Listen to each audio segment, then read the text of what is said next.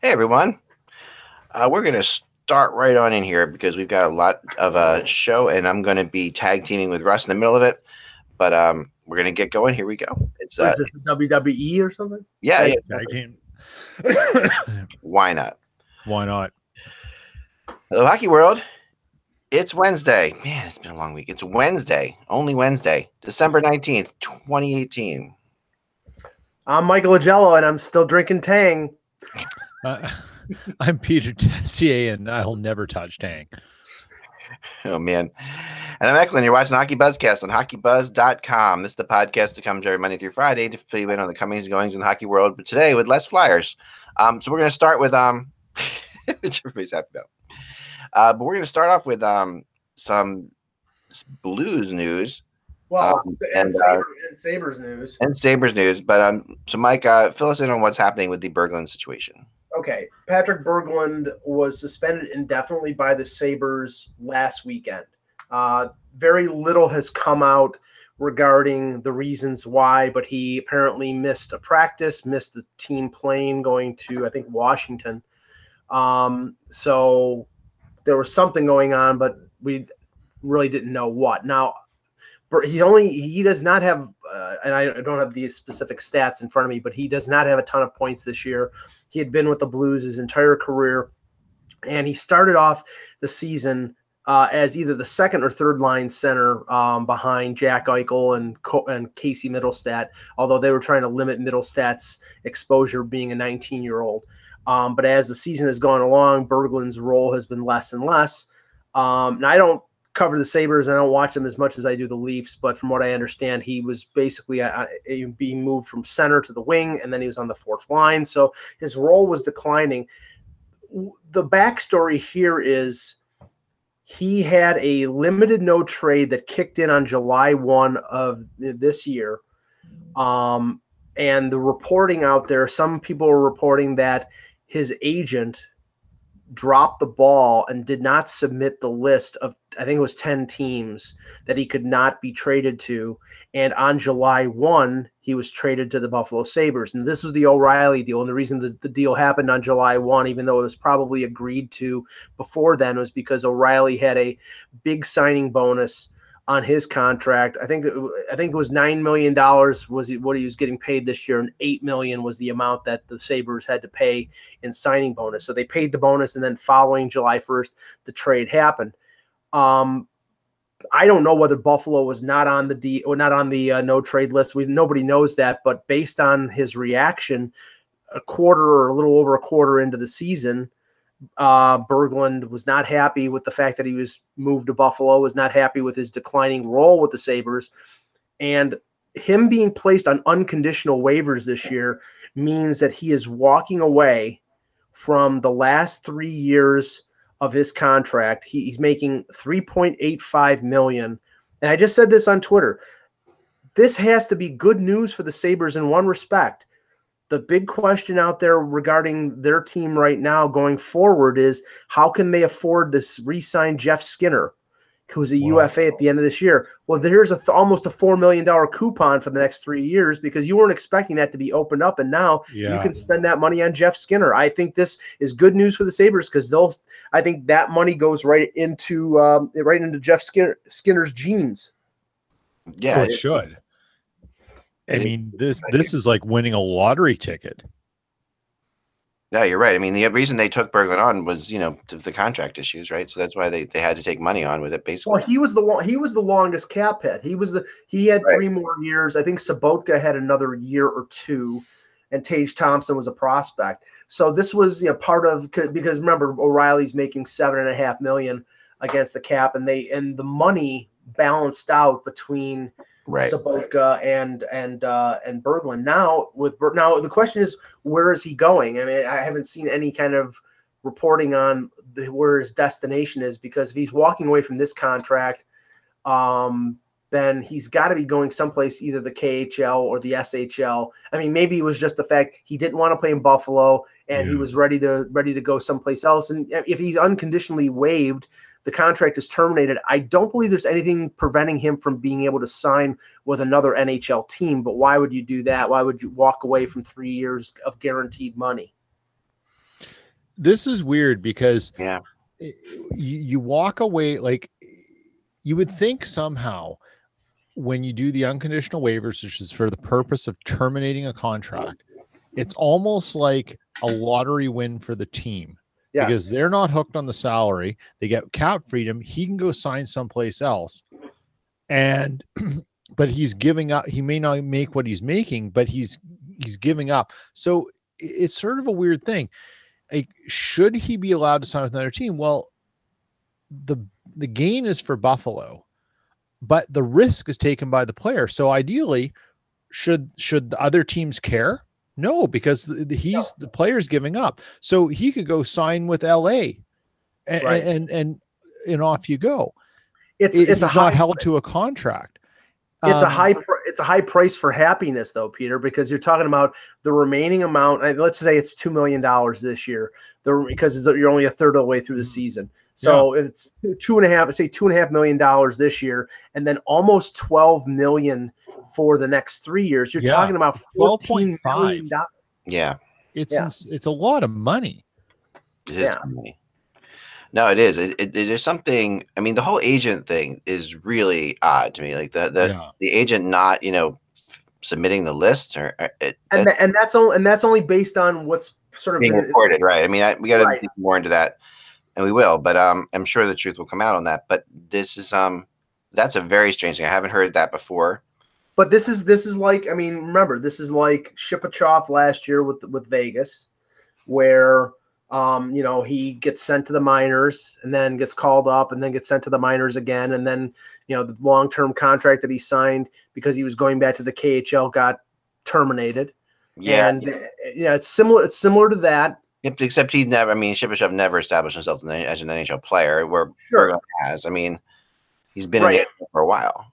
Right, and then that is the difference. I mean, Berglund is a third line guy, and I think if there is the possibility of another NHL team wanting to sign him on a 1 year deal, I mean, just think of it though. You've given up that big chunk of money over the next 3 years, and maybe the fact that you're playing for Buffalo and you didn't want to be here, that was you're willing to take that risk, but even if he signs with another NHL team, he's not going to recoup even what he was going to make for the rest of the year. He probably gets signed for a minimum or a little above minimum salary for the remainder of the year, prorated, and that's not. And I don't know what kind of money he can make going back to Sweden or going to the KHL, but it's not going to be big money, and you're probably getting it in a brown paper bag instead of getting it direct deposited into your checking account. Yeah, that's probably true too. I mean, there's so many different things about this. It feels kind of oddly calculated right now by him, like as if there's something legally going on that they might be setting up for. Like that. It's a little too. Well, he just doesn't show up for a team flight. I mean, that never happens. I mean, you never see that. That's completely absurd. I mean, this has to be something that's been brewing for a while, but because all I know is advising him to do what he's doing, though. I think. Yeah. Well, but the Sabres have been very, very mum in terms, like even their tweet that came out earlier essentially said, the contract has been terminated and they will have no further information regarding so they don't even want to be asked what's going on here. So I don't know what that means, but it's not exactly good PR for the Sabres, even though they're successful right now, even though they're in a playoff spot right now, to have a player who was traded there say, I don't want to play in Buffalo. I would rather give up $12 million and leave than play for the Sabres. That's not that may be the reason why they're so mum, and I can understand that, but inquiring minds want to know what's going on here. It's strange because most people love to play in Buffalo. I mean, that would be a very weird thing. I mean, there are many players who end up living in the area. I mean, they move there after they play there. It's a very popular city to play in. No one has an issue with it. It's virtually a lot of players just say it's a Canadian city that's not in Canada. They really feel like it's a great place to play hockey.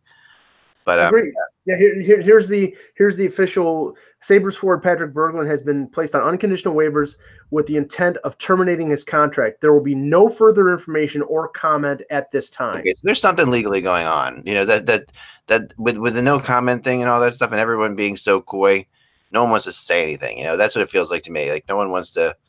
Well, I mean, let's come out and say it. Like if they're not happy with them, if they terminate the contract, I mean, a lot of teams out there, a lot of general managers out there are going to be screaming cap circumvention because all of a sudden, not if he didn't show up. I mean, if it's not Right. cap circumvention if he gave him reason to do, like if there's a legitimate reason to do this. I mean, if he doesn't show up, you're allowed to do whatever you want. You're allowed to do whatever you want. And if he's unhappy and willing to walk away, that's what I mean. Like it really isn't cap circumvention because the player is taking part of the risk. It's not like finding a loophole. Yeah, it's not loophole Lou here. This is why I think it's sort of one of those weird ones where you can't really fault him because you can't really look at and say what incentive would the player have to give up $12.5 million on the rest of his contract to walk away so that the Sabres are in a better position. Maybe he is setting up to like sue his agent or something like that. Like that I think you're right along those lines. I think it feels like there's something because if he loses all this money and is basically is cut from the team and all that stuff, I guess you can go back and go to the agent and say this is what happened and this is why it happened and And we know the circumstances behind this the situation I'm going to bring up here, but again, in a way, it's similar to the Mike Richards situation because Mike Richards didn't want to vacate that contract. The Kings wanted to get out of it, and they used the situation that he was in regarding the pain medication and him being stopped at the Canadian border, I believe that's what it was. They had an out. But this is weirder because of this whole like the list of teams weren't submitted on the 1st of last year. That of July 1st. That's where this thing kind of goes off the rails from everything else we've seen. This is more along the lines of someone like screwing up a fax or something like that. That's just something that happened. It happens once a lot. That has happened before. It's happened, but I don't know. That we'll see. Let's move on to some teams before I have to go here. Okay. So today is the trade freeze, and tonight at midnight is the actual deadline on this thing. And we had thought it would be 5. It's 5 p.m. It is actually indeed midnight. Yeah, it's 11:59 p.m. It's 11:59 p.m. Right.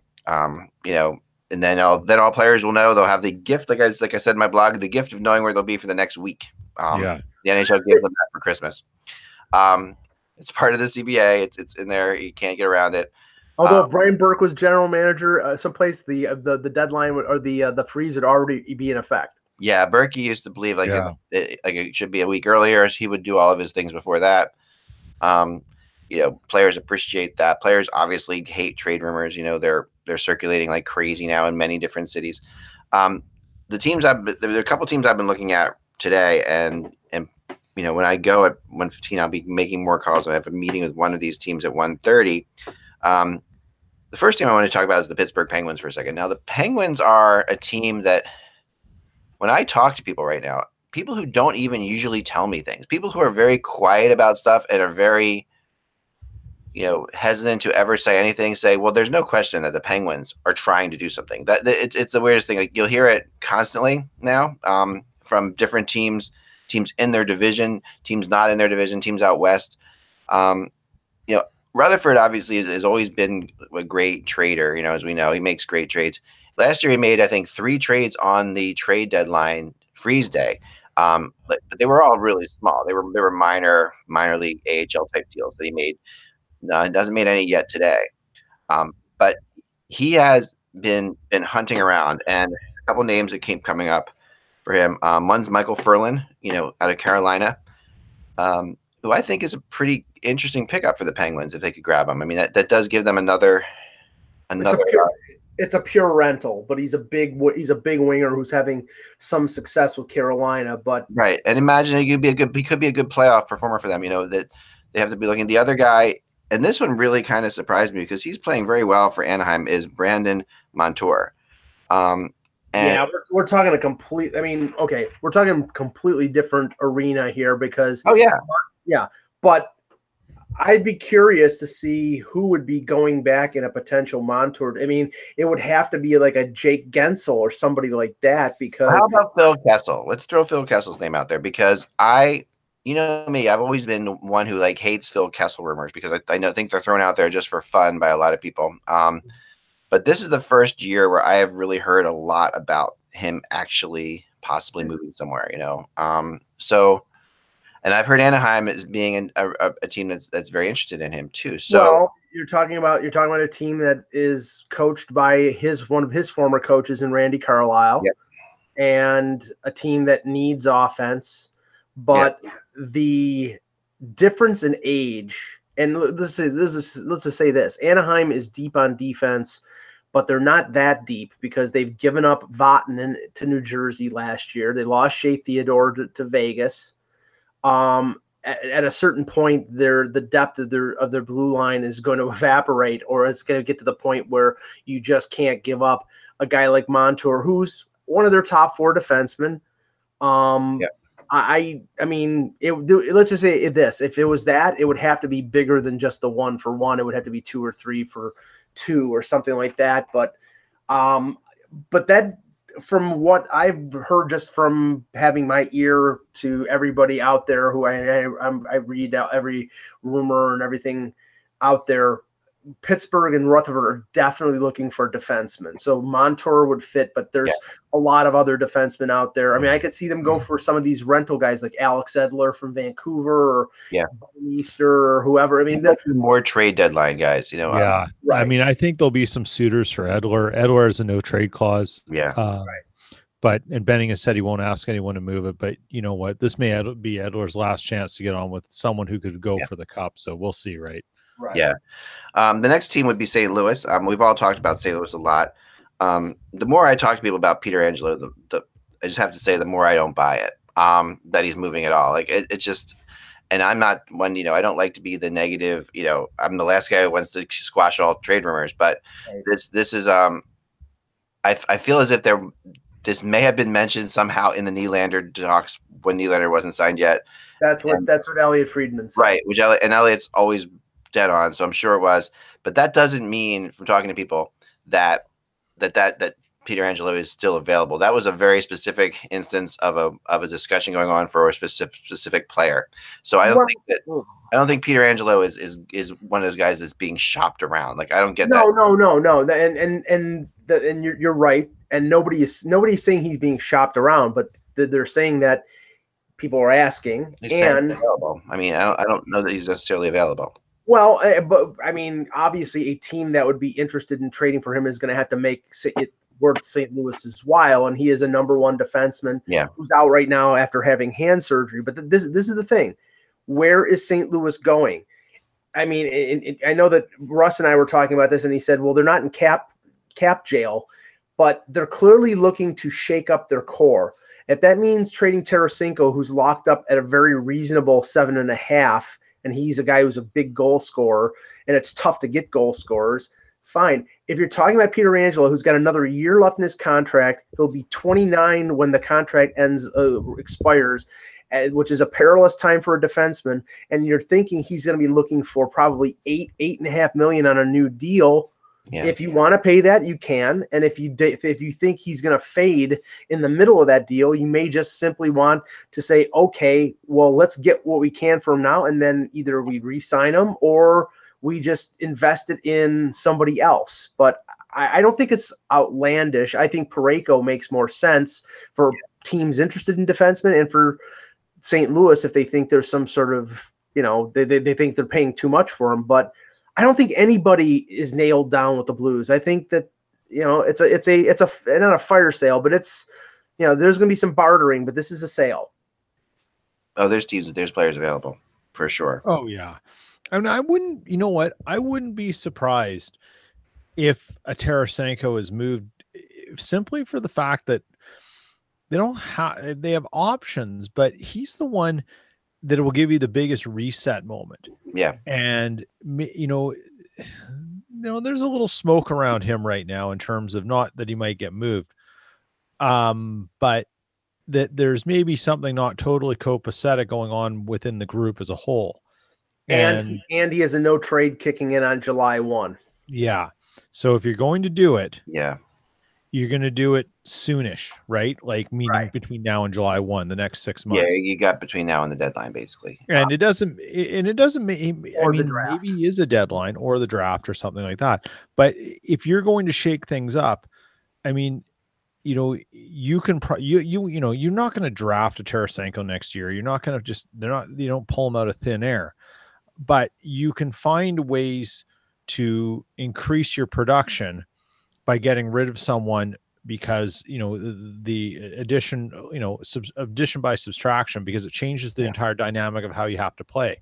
Well, And if your thing is just to feed Tarasenko and hope he scores his 40 goals a year, become a pretty easy team to defend against. The thing in X's favor in terms of Pietrangelo and him not being shopped is the fact that if they're trading guys like Tarasenko, the strength of the Blues organization in terms of depth is forwards. You have Thomas, you have Kyrou, you have Klim Kostin, you have a lot of good young forward prospects, and not as much on deep. But I think that the situation in terms of Pietrangelo and his contract situation, there's no way to know.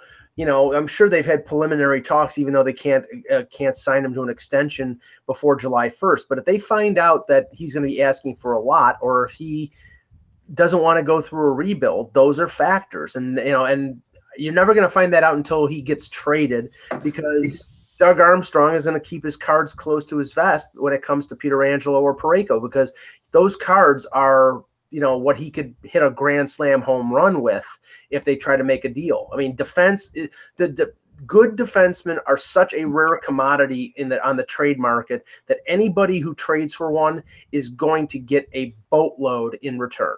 Yeah. And we were joined by Russ Cohen. Hey, Russ. Hey, guys. Hey, Russ. I want to move on to LA for a second. It's another team. And a bit of a tire fire there. They had a good big win last night against the Jets. Oh, yeah. Kind of came out of nowhere. Drew Doughty was basically playing goalie when Jonathan Quick couldn't. He obviously was 2 goals yesterday where we talked about him being traded and this stuff, because he just picked up completely. It's amazing how often that happens. But he had a game of his life, scoring goals, stopping goals, he was an amazing factor in that game. It was funny to hear him interviewed after the game and say that he actually wanted to be a goalie, but his parents couldn't afford the equipment when he was younger. Oh, wow. That's what he wanted to do. So he ended up just being a defenseman, but then playing goalie in soccer, because he's just goalie is what he loves to do. So last night he saw it actually a couple times. But we talked about Doughty yesterday. Let's go to some more likely guys. Muzzin is, of course, the name that's out there. Very polarizing figure, Muzzin. And I have my opinion on him. I am not, I'm on the more anti-Muzzin train. Just because to me, he's Braden Coburn. Like, that's what I see him as. And I see him as, like, Braden Coburn had some good years. I mean, are we getting back to that? What is so wrong with that? There's nothing wrong with Braden Coburn, but the thing about Braden Coburn, and, a great guy, and still playing, in the NHL, and still, but Coburn was had moments of greatness, and then would always overthink things, and would end up making plays, that he shouldn't make, because he was just. And I remember talking to Coburn about this in Philadelphia. He's like, yeah, because we did a really, on the show I had on Comcast called Flyer Buzz TV. We had this segment where Bill Clement and I would break down. They would focus on a player for an entire game. We would film the player for the entire game, then break down everything about that, and go through it. And one of those guys was Coburn. We sat there with him and we talked to him. And I remember Clement kept going to the different situations, saying, "What were you thinking here?" And Coburn's like, "Yeah, the problem was I was thinking there." He's like, I'm a player who plays better when I'm not thinking." He says, when I think, I tend to make mistakes. And it was amazing how many instances in this video session came up. And then once I knew that part of him, every time I see him, I can't help but not see that part of his game. I can't help but not see he's it's okay to be an instinctual player. I mean, he knows he should be an instinctual player, but the problem is he gets away from it all the time. He puts stuff into his head, and the coaches say, we need to do this, where we want to get the puck deep, we want to do this, all those things, and that overruns his instincts, and he ends up. But there's nothing in no man's land. And there's nothing. I don't think there's many defensemen who pull people off sides more than he does. He's a typical guy who will hold up a little bit too long before making the pass at the blue line and someone in offsides, that kind of thing. But the pejorative against Muzzin is that he's a product of playing with Doughty Right, and I don't. And I think that's partially true. That's entirely true. I No, I don't think Muzzin that's had a what I'm very saying. good I don't game last think night. I don't think it's true. I mean, the thing is, you're not saying he's Matt Carl, which is basically being somebody who was a creation of playing with Chris Pronger and looking like he was better than he actually was. I think Muzzin's a decent defenseman, but the thing is that. He's not going to play with Doughty wherever he goes, and that's going to mitigate what his value is. Now, I mean, I've heard people mention Muzzin and Martinez in connection with Pittsburgh because of their need for defense. Yeah, I looked into Martinez, and I just want to say before I go that Martinez really has almost no trade value. Come on, moving defenseman who could score a bit. I'm just basing on. I talked to a lot of people. That's all I'm just saying. I mean, I'm not saying that I feel that way. I don't watch Martinez enough to know. Well, what I think that could be is, I'm not disputing that you've been told that, but I think that's being put out there to lower LA's ask or lower the value of the player, because he is. He is a valuable defenseman. He's a top 4 defenseman. He's not. Everybody tells me that he's lost steps, that he's getting slower by the minute, and that's what people keep saying. So it's like, if he doesn't have speed, he is a puck moving defenseman. That is his game. If he's losing his speed, then it's a downhill battle pretty quickly. I don't mean to be negative Nelly. No, you're only saying what you've been told. I'm saying what I've been told. The other player to talk about in LA is Jeff Carter, and Jeff Carter is. We talked about this last night with Russ in the press box for a while. He just we can't air. Yeah, things that we can't say. but Jeff Carter has no desire to leave LA. I still know people who are very connected to him from his time in Philly. People and I know Elliot Freeman brought this up actually. Somebody told me this because I said to you last night, but Russ, like, why don't people bring this up? I guess Elliot Freeman actually did bring it up, how horrible the situation was when he went to Columbus, which was beyond terrible. And he was not just unhappy there, but like played unbelievably bad on purpose to get out of there. It was it was one of the weirdest situations I've ever seen. I've said it before. I'm still so pissed off at Pierre LeBrun for this moment. So this was the Stanley Cup final, and I love Pierre, but the Stanley Cup final press conference in that same year that Carter had gone from Philly to Columbus to LA. He's in the Stanley Cup. He scores the goal in game 1 of the overtime to give the LA Kings the lead. And Pierre LeBrun in front of me asked Carter in the press conference, sitting right in front of me, "This must be very satisfying for you, Jeff, after all that you've been through this year." And I just thought to myself, all he's been through is he gets himself thrown out of Philly for being a bad seed, goes to Columbus, completely screws up there, and forces them to trade him for way less value than they gave up to get him. And then he ends up all he had gone through. Like, you know what I mean? It's like, to me, that I don't know. But Jeff Carter that's old history. Jeff Carter has actually shaped up his life quite a bit. And it's not quite as outrageous as he was back then. But still, I'm told will not leave. So that only leaves Anaheim, right? Let me just say this. What Friedman said, because I listened to it, was that if a team is interested, and I think he mentioned Boston as a team that was possibly interested, because Boston is looking for help up the middle. Montreal has tried to get him. That whatever team it is, they better talk to him or better get permission from the Kings to talk to him before they make the deal, for the very reason that you just mentioned, because he could be a detrimental effect to that team if they trade him, and basically, like, he won't play for that team unless. It seems like Boston is interested in everything but making good pizza. Like every trade we hear about, Boston. Boston. I mean, you know what that is, because this group in Boston, they do love to make trades. But yeah, so Jeff Carter is not going, and from what I've been told, not going anywhere unless somehow he goes to Anaheim, in which case he wouldn't have to move. But which will never happen. But you can't see LA helping out Anaheim. In any way, shape, or form, or the verse, or whatever Anaheim would want to have to give to LA to help them out. I can't see those teams getting together to make a deal. Fortunately, there's enough hatred there that I love when that exists, because I hate when it doesn't. So, fortunately, that those teams won't be making a trade anytime soon.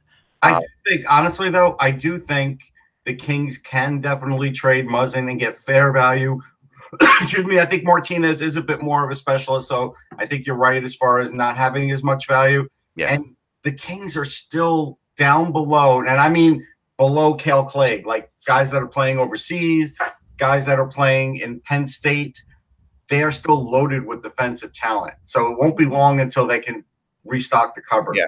The interesting, and you didn't mention this guy, Ack, but the interesting thing would be if all of a sudden they try to trade Dion Phaneuf. I don't know what the record is for most retained salary for most teams. Yeah, because he's going to get paid by half the league soon. Right, but for them to trade Dion Phaneuf, they would probably have to retain salary.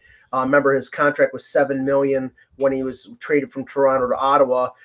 Ottawa's retaining $1.75 million of that. If the Kings retain money on, I think they probably could move him, and he's got another 2 years left in the contract. But I mean, it's getting to the point now where, like, Mike, I just got a text from somebody. Sorry, they heard you say this.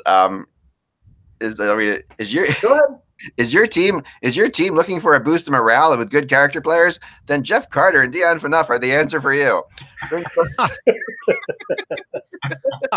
That's for an NHL person. Yeah. And if they don't work, bring in Evander Kane. Guys are legendary.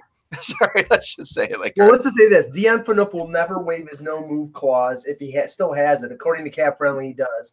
If he still has the no move clause, he will never waive it to leave LA for one simple reason: his wife is an actress. There have been rumors about him going to LA. Now that he's there, you think he's going to waive it? Not a chance. Girl Next Door is an amazing movie. Let's just throw it out there. It's a good movie, but actually, so Dion Phaneuf is actually on a DVD in something called the NHL Just Like Me, The Legends. I know. It was made in 2007, so clearly that's been proven to be false. Oh, my God. But here's who's in this. You sure he didn't produce it himself? No, but here's who's in this. Scott Stevens, Peter Forsberg, Pavel Bure, Mark Messier, Dion Phaneuf, Evgeny Malkin, Alexander Ovechkin, Ryan Getzlaf. So which one doesn't belong? Which one is Which one is the square peg in the round hole here? Excuse me. We're talking about a player who once told two guys who were taking him out to dinner. You guys know this story, but I'll tell it again. The two guys were taking Dion Phaneuf out to dinner to talk to him about treating the trainers nicer. Because he's like, you got to treat the trainers nicer around here. And this player standing up and saying, when you're an all-star, you talk to me, and he left. Okay, this is what this is what we're dealing with. You can pick up this DVD now for $6. It was what's the name of it again, Russ? It's from the NHL. It's called Just Like Me, The Legends, The Next Gen. Okay, so this is right after Dion scored 21 goals, I think it was. He was an Norris Trophy candidate. Because everybody thought he was the next Scott Stevens at that point, the next big thing. I guess Scott Stevens might be talking about it on that. But sometimes, you think you don't know what you're talking about. I know a lot of you out there might not watching, but, reading or whatever, don't think I know what I'm talking about anyway. But I want to sit back and I say that, when Dion Phaneuf was made captain by Brian Burke, I could not understand what the hell was happening. Okay, that was just that was a moment, and it turned out to be typically Burke reclamation idea that you give somebody it's like you give the worst kid in the class the most responsibility and see what happens, right? So that team was so bad that he was the only logical choice, but they did it too quick. That is when you're. I don't want to talk about. I want to put that team in the scrap heap of history. I'm sure Phaneuf's going to kill me when he sees me, but yeah, I'm sure. Anyway, let's move on to one more team before I go, and that would be the Philadelphia Flyers. Oh, because I wanted to get the Flyers. Is there anything worth talking about with the Flyers? Really? No. We're talking about teams that I'm Obviously, they get talked about every moment now. I know I'm talking about them less today, but the goalie's their number one concern. Obviously, they're looking to get a goalie. There was a lot of interesting things that flew around the press. Wait a second, everything is right. Everything is beautiful now. Carter Hart is on the scene. No one said Carter Hart's going to be the goalie for the rest of the year. He had a good game last night, but against a really bad Red Wings team. Okay. It does show how great Jimmy Howard was. Remember when? Oh God, yeah. Kevin told us that. Kevin said a couple weeks ago, like I said, hey, Jimmy Howard's having a good season, and he doubled down on that. And I know we all probably thought, all right, he gets to see him more. Now we sort of understand after last night. When Howard leaves after and isn't on the bench after warmups, of course, that all sorts of speculation goes flying through the arena. Yeah. The Flyers traded for Jimmy Howard or what have you. Craig Custon said this morning that if Jimmy Howard was on the Tampa Bay Lightning, he'd be a candidate for the Vezina. Oh yeah. Oh yeah, no, he's played that well. He has played that well because his defense is so soft. I mean, I've never seen a defense like let people walk through the neutral zone, walk through their own zone. Thank God's the spear goal. You got to watch it. It's like a shitty. Yeah, you do. I mean you literally have 5 guys around him that could have, with the slightest effort, averted that goal. Yeah. But just didn't. They're so on Philadelphia. Okay. They're not going to trade for Jeff Carter. By the way, the Flyers. Shocking. Yeah. Simmons could be on the move today. It's possible. I mean, it's possible that he's on the move. I'm going to sneeze any second.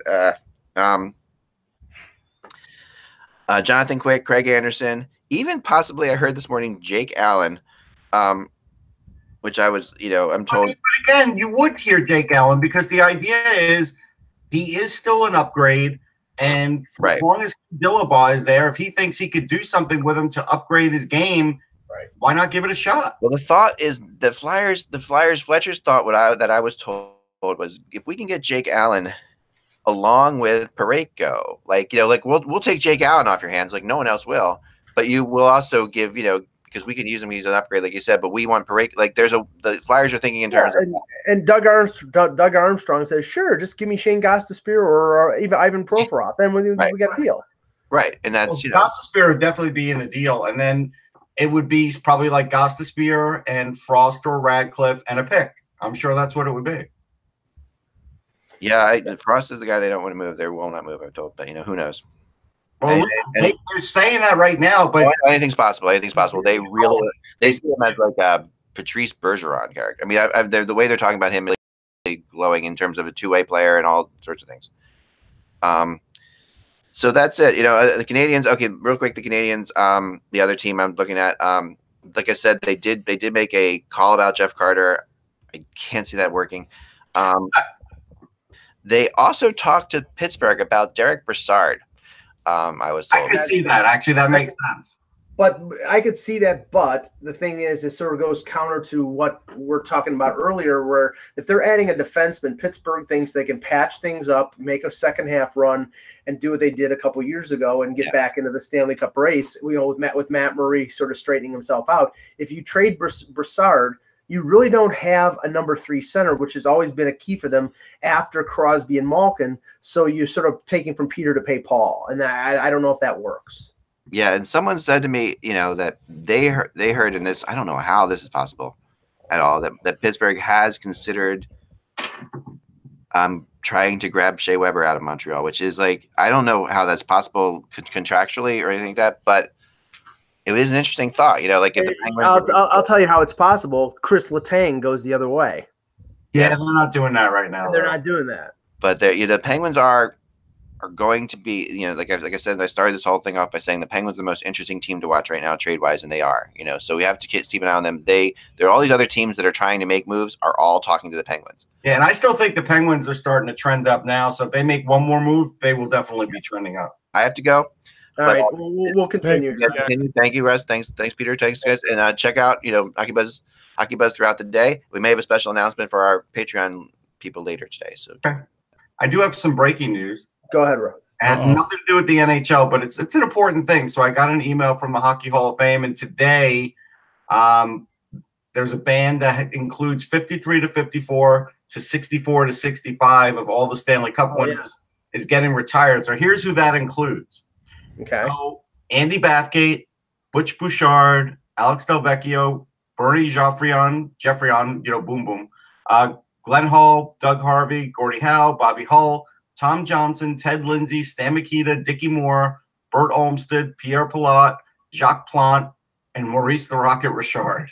Yeah, and these are guys who didn't win a cup after 64, 65, so their name is not on the cup any longer. I mean, it also includes I think it was 5 in a row Montreal Canadiens from 56 to 60, and the 62 to 64 Maple Leafs. So the only Leaf team on the cup right now is the 67 team. So someday that'll be gone. Someday that'll be gone, and for Leaf fans, hopefully that means 2018, 19, or 20 will be on there to keep it on there for another 50 years. Don't worry, Pete Stemkowski will be out there showing the ring. It'll still be proof of life.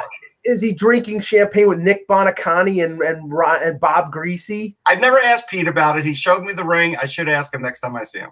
Yeah. Okay. A couple things. Just continuing on what Eck was talking about in terms of teams and what they would trade, and we'll take some questions in the chat at the end of the show, which will be we'll do another 10 or 15 minutes. Chicago.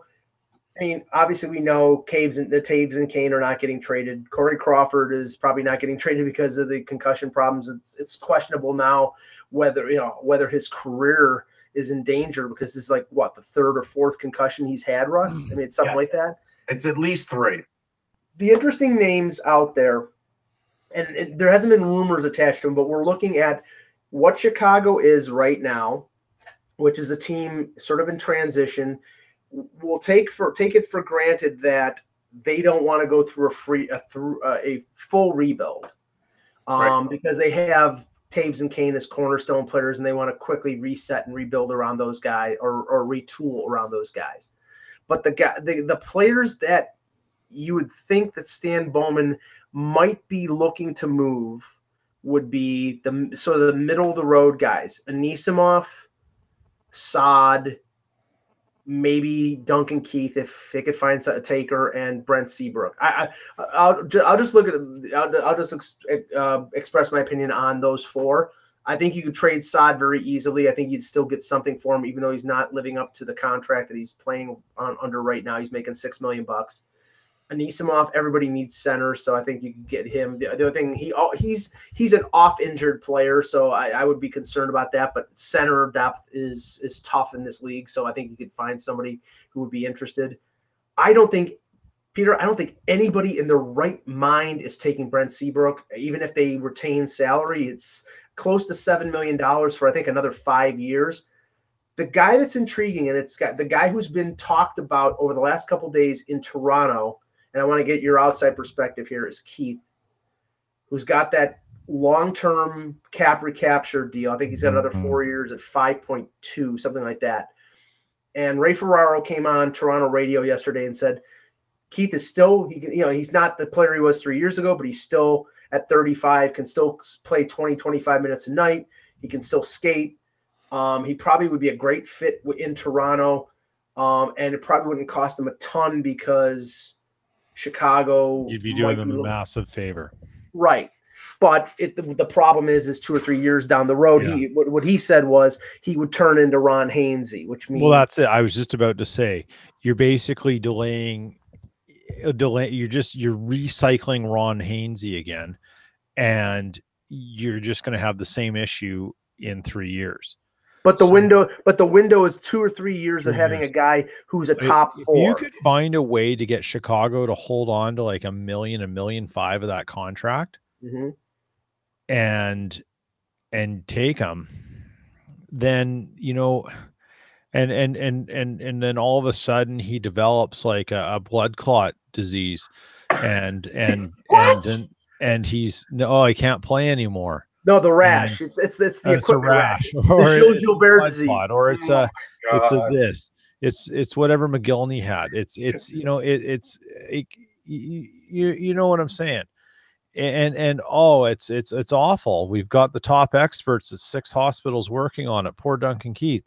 Like, I mean, that's what'll happen. He caught it from he borrowed Marion Host's elbow pads, and he caught the same. It's a deadly staph infection. The hygiene in Toronto isn't good for guys over 38. Wait a second. Toronto's a very clean city. Come on. Hogtown. But Russ, I mean, strictly in terms of on the ice. And I've watched Keith maybe 2 games this year. Right. So I haven't seen. I've seen him like 4 or 5. Yeah, and the thing is, he's obviously not the horse that he was. You got to remember, this is a guy who, in the last Hawks Stanley Cup, played 30-plus minutes on most nights. They had 3 defensemen, and they were playing them like crazy. Seabrook, Yarmulson, and him. It was an incredible performance, and he probably, if he didn't, I don't know if he didn't win the Conn Smythe that year. I think Taves won it. But I mean, the question is there anything left, and how long could it be left? Is it worth? I don't think there's a lot left. I mean, he has gone from 10 goals to 9 to 6 to 2 to 0. He has gone from 55 assists to 35 to 34 to 47 to 30, and he's got 16 at the moment I watched him play live once this year, and he was slower. He tired, I thought, more easily at the end of shifts. I thought his defense was a little more suspect than it had been in the past.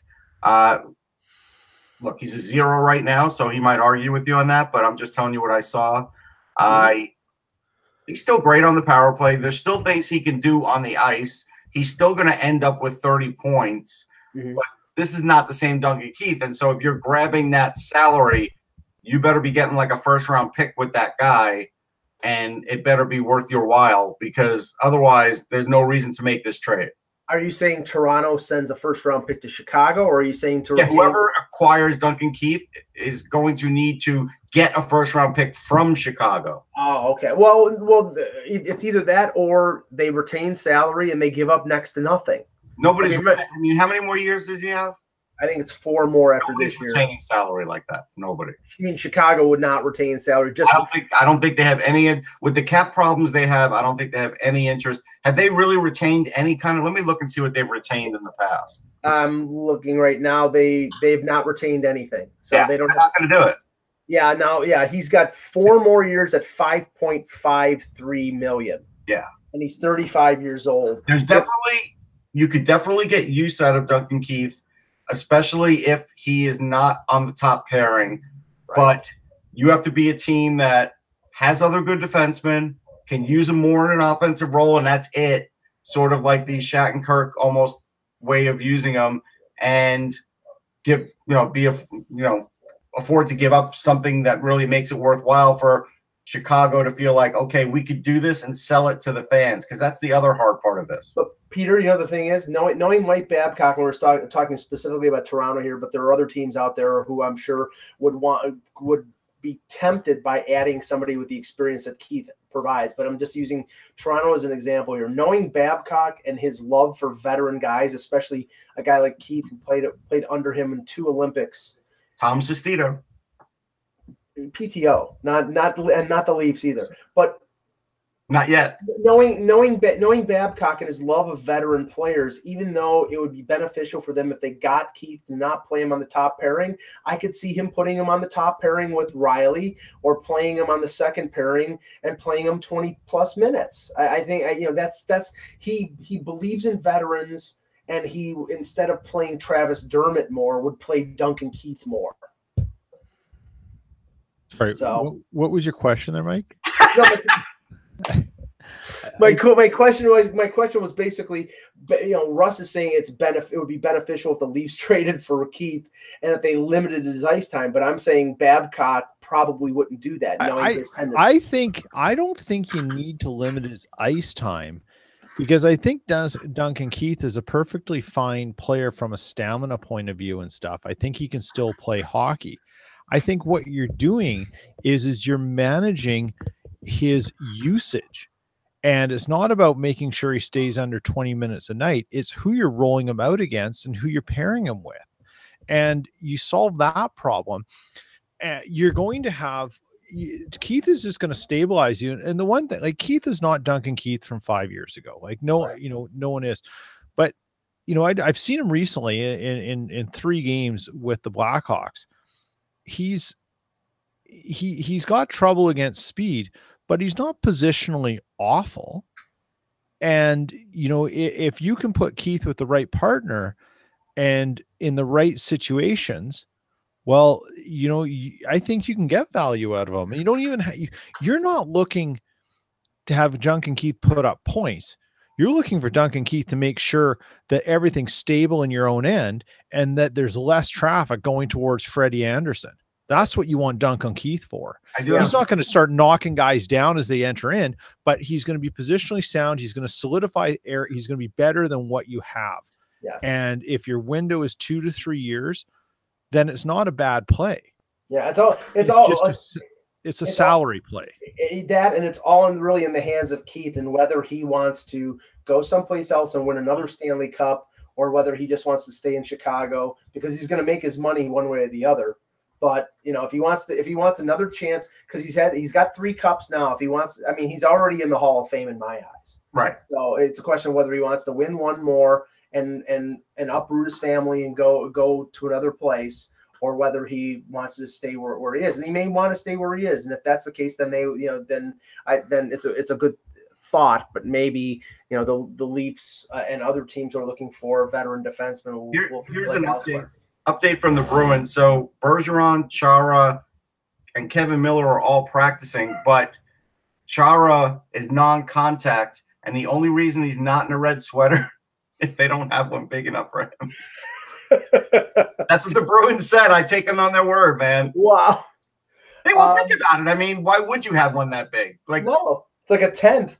Yeah. We'll take some questions in the chat here. Just one little note. The Edmonton Oilers lost yesterday to St. Louis 4-1. In the game, forward Jujhar Khaira and Vince Dunn of the Blues exchanged cross checks. Yeah. And Khaira got a game misconduct for the cross check, and he's going to have a hearing with the NHL Department of Player Safety. I haven't seen this. I'll look at it after the. But all I know is this: based on fined like $1,900. Who's that? I'm sorry. Dunn got fined.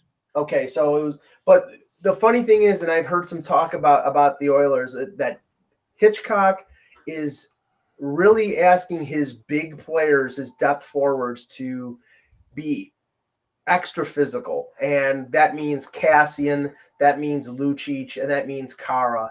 And Russ, it seems to be like 2010 thinking in 2018. And that's what you get when you bring in a Hitchcock. I mean, that's part and parcel. So I'm not shocked at that. I mean, right now I think he's slightly over 500. Yeah, since he's come in. I mean, so for all we know, the Hitch bump is over. Like, we don't know yet. Right. He went 5-2-1. Now they slipped back a little bit, and I know in the last couple of days he was chatterboxing about the officials not calling stuff on Connor McDavid. It's like or people taking liberties against McDavid, and I'm like, that's an act of desperation. Where you're like, most of the officials that he could have any kind of leeway with, or that would really care, have retired. Like, that's, I mean, at this point, like, he has to just coach their way out of it. And right now they're hanging on. Dallas is on their heels. Minnesota's on their heels. It's real close, right? They're all, even Vancouver, amazingly, is hanging in there. It's early, but still, that's where they're at. And they're still at a deficit. They're 8-9-2 away. They're 6-3-1 in their last 10. So there was definitely an improvement. Yeah. It's a long season still. They could either rise to the top or drop out of it. They could. Well, I'll tell you something right now. I mean, it's not even January 1st, and I think you can put on at least two hands the number of teams that I think definitely are sellers at the deadline. And we just talked about a few of them, but I think you can add New Jersey to that list. Although I don't know who they're going to sell, but maybe it might be Corey Schneider now. Well, I don't know. Kincaid got hurt yesterday. He got bumped into by his own defenseman, and they took him out in the third period and put Mackenzie Blackwood in. So I don't know if it was but that won't be like the rest of the year. No. But I'm just saying, they've been riding Kincaid very heavily, and Corey Schneider is unbelievably 0-15-3 in his last 18 starts. I mean, I'm going to give you the line that Ralph Kiner once heard. They'll be in last place with Mackenzie Blackwood and Corey Schneider, with him or without him. Without him. All right, let's take some questions. Russ, check the chat. All right, let me check the chat, as Mike said it. Check the chat, yes. All right. Oh, by the way, Matt Harvey signed with the LA Angels of Anaheim. $11 million. That's like for a 1-year deal for $11 million, considering what he could have been or was supposed to be. That's nothing, man. And based on where he's going to be living, I mean, I can just see the about half of that. 11 million. Let's not go. I can live on 11. I'm just saying, in terms of him being a party guy like he was in New York, I just imagine in LA it's going to be even worse. Yeah. All right. So Esmir asks, when we were talking about Kings trades, what about Tyler Toffoli? I don't think they're trading Tyler Toffoli. There's too much upside there. They traded Pearson. I think they looked at that and said, if we broke up that line, who would we trade? Let's trade Pearson, because Toffoli is still too much of a goal scorer to do it now. In a year or two, if the skating is more of an issue, maybe, but not right now. He's $4.6 million this year and next year, and then he's a UFA. I could see them trading him in the summer. or at the deadline if they're not going to re-sign him, if they think that they're just going to move on after that. I mean, Fash Out is a hater, and he misspelled Flyers. He put, "Are there Filers tickets left?" And I so like Fash Out. I like him. I know, but the fact that he was being a hater and he spelled it wrong is on him. So I do want to point that out. BK Up says a trade between the Blues and the Flyers makes a lot of sense for both teams. Lots of talent. They need to shake up, but I'm betting Fletcher still wants to wait and evaluate. Okay, so let's talk about the wait and evaluate. Okay. Midnight tonight is the Christmas freeze. Yes. Chuck Fletcher has not made any roster moves. He was brought in, and there was immediate talk like, hey, what's going to happen? He goes, well, I don't think I'll be making a move tomorrow or the next day. But he did say, that he expects to, and that's something that he planned on doing. But yet nothing has happened. And there wasn't one person that I couldn't find in the press box that could literally see a difference between Chuck Fletcher or the way Ron Hextall was. It's still the same. Obviously there were other issues there, but as far as the not making a move part of this is still the same. There's still the same inaction. So is it fair of me to say that I think Fletcher is going to make a move in the next couple of days? No, I think based on what I've seen, I don't think he will. I'm not even sure he's going to be able to make a move by the end of the month. I just think this is one of those things now where they have a lot of different people in the decision-making process, and I don't think they can make any quick decisions. That's just my feeling. Peter, I don't know about you, but I think that the firing of Hextall, and now, even though it's probably only a week or so before he gets sent down, the call-up of Carter Hart, that sort of takes the heat off of Fletcher to do something immediately. And, because I don't think I don't think one way or the other they're going anywhere. They're not climbing back into this. I think they could, but I think it's unlikely. Right. And it's like I don't know why I have so much Philadelphia stuff on my Twitter feed, but like last night was and into this morning, it was like the second coming of Patrick Waugh.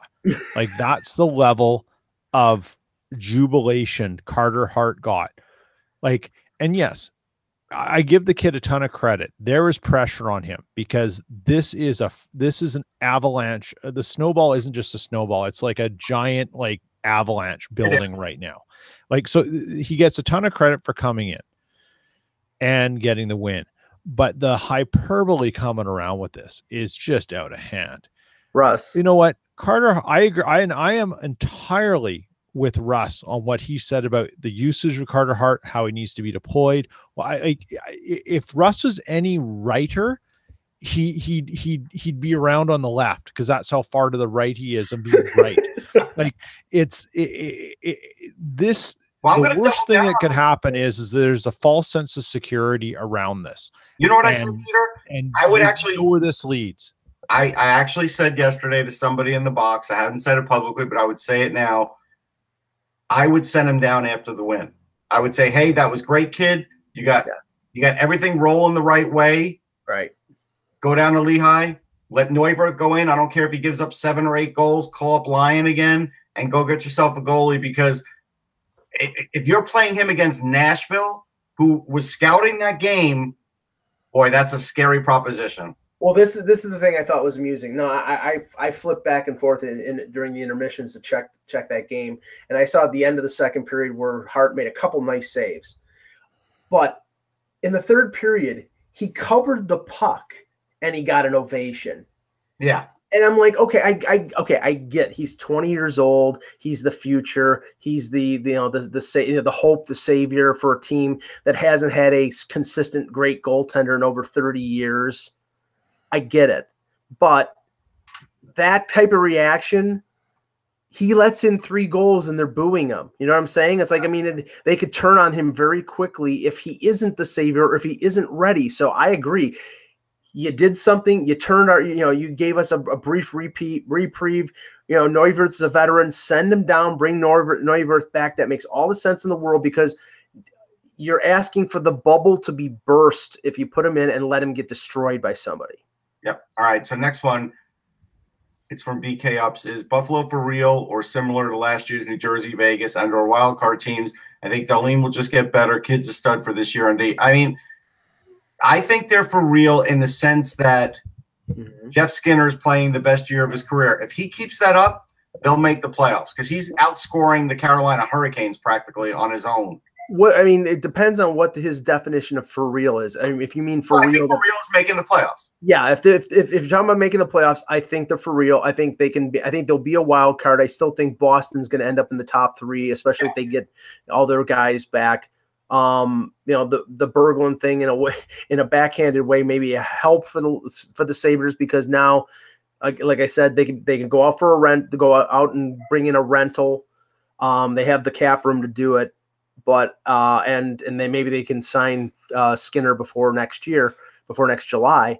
But I'll tell you right now, and this is the funny thing, Peter, Bogosian has actually been able to stay healthy and has actually stabilized their blue line. I just question how long that happens before you see him on the injured list again. I'm just, I can't help it because every time the guy plays a stretch, he always gets hurt. Yeah. Oh, your volume's down. Your volume. My phone was going on here. Okay. I just turned down. Yeah. He's always hurt. He just can't stay healthy. And God, what more is there to say about the guy? Like, right. I mean, he is like, he's got one more year after this, and then it'll be really interesting to see what happens with where he ends up in the NHL. Because it won't be at 5.35 million a year or whatever he's making. You got to remember that the core of this team is very young, and they had that 10-game winning streak, and then they lost 5 in a row, and then they won a couple, and then last night they're playing Florida. They're up 2-1 going into the third period, and they lose 5-2 to a Florida team that's not that great. Yeah. So, I mean, things are slowing down from that 10-game win. Can they bounce back? Sure. They have a lot of talent, and I think that they can. It's going to be incumbent on Carter Hutton to be consistent and provide them with good goaltending, and that's been the backbone of why they've been successful so far. But I think they can hang in there in the playoff race. I just don't think they're going to finish in the top 3. All right. Tom Dusome wrote, would a Tarasenko to Nashville trade make sense? Could it ever happen? I mean, could it happen? Sure, but it would be like PK Subban and Kevin Fiala. Would they do that? I don't know, but it could happen. Kyle Turris. Yeah, it could be Kyle. No, they have enough. No, they wouldn't do Turris, I don't think. Yeah, well, I'm thinking from the Nashville side in terms of clearing out, or not clearing out, but I know, but you can't think about the Nashville side because they're getting a franchise guy, so they're going to give up a couple of really big names and. It would have to hurt from in terms of Nashville giving up. I mean, they're not going to trade Johansson. So if they say Subban's off limits, okay. So are you going to trade like Dante Fabro and Victor Arvidsson? Yeah, and a draft pick or two. Probably, yeah. And I don't know. Is Tarasenko the missing piece to get Nashville over the hump to win, to come out of the West and win a Stanley Cup? I don't know.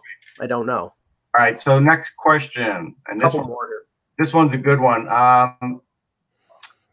Come from Guy Latouche. Russ, what do you think the Flames will do about James Neal? I'd love to see some goals out of him. Well, so the rest of the world. I hated the signing.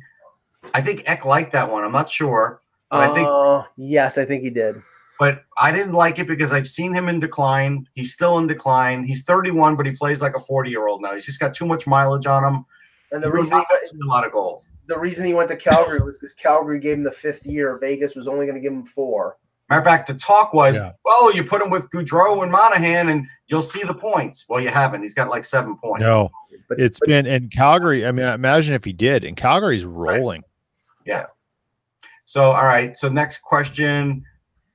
Thomas, what are your biggest surprises of the NHL season and what are your biggest disappointments? I mean, I can't go through them all.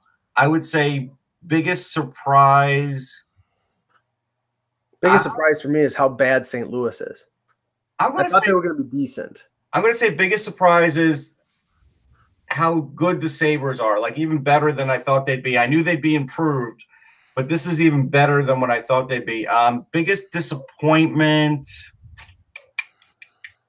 Philadelphia Flyers. Biggest surprise on a positive way, Elias Pettersson being as dominant a player at 19 years old as he is. Yeah. No, I don't think anybody saw that coming. I mean, Russ and I saw him at the World Junior last year in Buffalo. We said this is going to be a great player, but there was, but he stayed in the SHL last year, and the question was, will he be durable enough to come over, and can he play center in the NHL? And look what he's done in 30 some odd games. Yeah. All right. Peter, do you have any surprises or disappointments? Yeah. Sorry. No, I don't. I really don't. Dude, come on, Peter. Biggest in so far? Biggest surprise? Yeah. Biggest surprise? The biggest surprise is a sarcastic one, like, oh, the Oilers are reverting back to the Oilers? Okay. That's fine. That's not a surprise. I expected that. Yeah. I mean, it's well documented on the coach bump and stuff. I mean, yeah, whatever. And, biggest what was a disappointment? I think the biggest disappointment is probably that Vancouver just can't get bad. Like they did all the things they could to be bad, yet here they are doing good things. Yep. And that's a team that really, I think when you think about what they now have and what's going on, and that people thought they were in one of the top contenders for Hughes, and it's not happening. I mean, they have the potential. They had the potential of the Hughes brothers and Pettersson and Besser with Horvat, and you'd be pretty set. And Thatcher Demko and net, who I think is Thatcher Demko and net, and and Levy on defense, who's out for the year after having knee surgery. Yeah. I mean, no, you know what? The Eastern representative of the most disappointing not getting into the lose for Hughes is the Rangers, because they're actually earning points and staying relatively close, and they shouldn't be anywhere close to it. But they'll be picking, like 12th or 15th again. That's what they do. All right. Next one, Tom is asking, interested in a Ryan Murray trade to the Maple Leafs, Gardner plus for Murray. I don't think Columbus has any interest in trading Murray. He's too good defensively. Why would Columbus trade for a guy who's going to be a UFA? I mean, Kyle Dubas came out Monday and essentially said we would like Jake Gardner back at our price, but if we can only divvy up the pie so much, which means if Jake Gardner wants to make the money that he can make in free agency, he's going to make it somewhere else. If he stays in Toronto, he's probably not making more than $5 million a year, and I don't think he's going to do that. So he's an own rental. They're not going to trade him. They're going to keep him, and they're going to let him go. And they didn't learn their lesson from JVR and Bozak. But this year, where they think they're a Stanley Cup contender and they may be right, it makes more sense to do it than last year when they weren't a contender and they kept JVR and Bozak for no reason. All right, 2 more questions because BK Ups thinks Peter wants to leave the show like he's done with it. No, I've got a bunch of messages coming. I got to make a phone call. Business comes in. Yeah, see, BK, you don't know. All right, 2 Dope wants to know, did we talk about Patrick Berglund? Yes, we did at the very beginning of the show. At the beginning, but if you slept through it, he's gone. He's been terminated. He's not going to get paid. Could he still play in the NHL? Sure. I think what will have to happen, though, is he might have to fire his agent because of everything that went on. Because now if you're another team that wants to pick up Patrick Berglund, how do you know if this is going to happen again or not? First thing I would ask if I was a new agent, or if I was a team that was interested in Berglund, I would want to know if I'm on that list or not. Because if I'm on the list that he doesn't want to be traded to, I'm not even talking to him. Yeah. All right. I think he's going to sue his agent, so we'll see. And then last one was up here, so I got to find it again. BK Ups asks, who will be the biggest buyer at the deadline? Cap space. GM willing to spend on the cusp of a cup. You know who the biggest, by biggest buyer, do you mean not making a trade, just getting a guy for draft picks, or just biggest trader? I think the biggest trader will end up being Chuck Fletcher because he's going to have all the pressure in the world on him to make things happen. So I think he is going to be the biggest trader. Well, I think Oh, get me here. Hold on. Okay. The echo always goes away after I mute it and bring it back. I think Fletcher will be one of the biggest sellers. I think. But he's going to be a buyer too. He's going to do both. How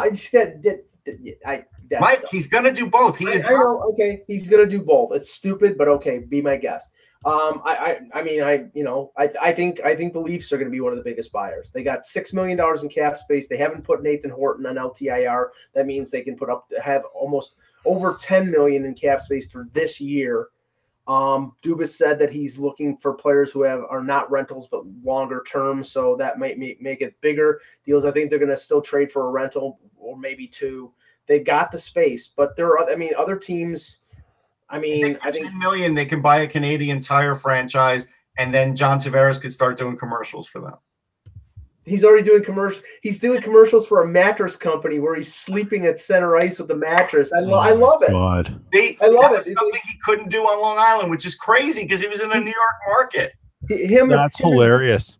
Him and Jonathan Taves are doing ads for NHL Network that are cringeworthy. Oh yeah, They're so bad.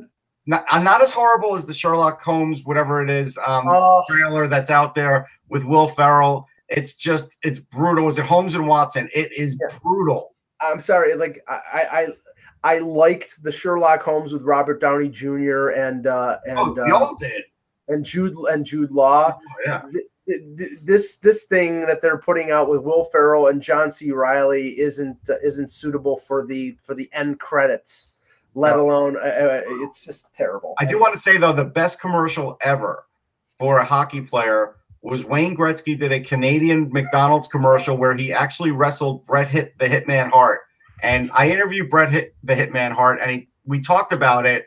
And he said Wayne Gretzky knew nothing about wrestling and certainly was not ready to be thrown around. And so he had to show Gretzky a few things just so he wouldn't get hurt in faking it. Wait a second. You mean he didn't have Dave Semenko there to wrestle for him? Nope. He was all on his own, man. He and the Hitman. Okay. Great show, guys. We'll be back tomorrow with another edition of the Hockey Buzzcast for Russ Cohen. And by the way, stay tuned for Eck and check out his blog because there's going to be some sort of special announcement regarding our Patreon subscribers. So keep checking back at that. For Peter Tessier, for Eck, for Russ Cohen, I'm Michael Agello. Thank you for watching. And remember, without the buzz, it's just hockey.